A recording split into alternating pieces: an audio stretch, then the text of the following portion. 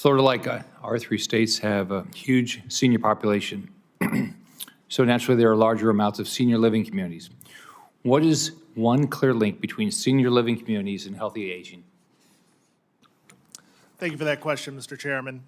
When you think about what goes on in our buildings, at its heart, it's social determinants of health. It's nutrition, it's physical activity, it's mental and cognitive activity, it's socialization, and it's all of that 24 hours a day, 7 days a week. And that has enormous benefit to the health outcomes of the residents that live in our buildings. A study done by NORC, you had mentioned NORC earlier, took a look at the frailty of individuals right before they moved into our communities and right after they moved into our communities, and then over a period of time.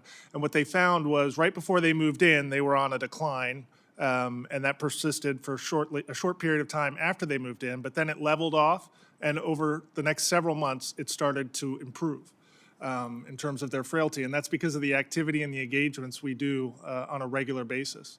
And I think the issue we need to figure out, and there were questions earlier about funding and such, we're predominantly a private pay model.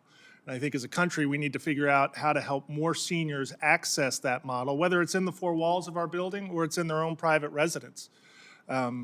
We think a lot about what we call sort of the forgotten middle of seniors in this country, the seniors that don't qualify for Medicaid and might not quite be able to pay for the current assisted living product.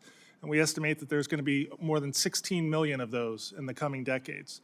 And so how are they going to get the care and the services they need? How are they going to get access to the nutrition and the physical activity?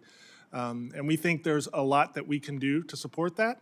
We just need to be able to identify a model that is actually affordable for those individuals. There's also the concern that we have about workforce in the long term and who's going to care for all of these seniors. But we've proven that our model works. It saves Medicare money, it saves Medicaid money. And I think there's much more that we can do to get those types of services and supports to more seniors in the country.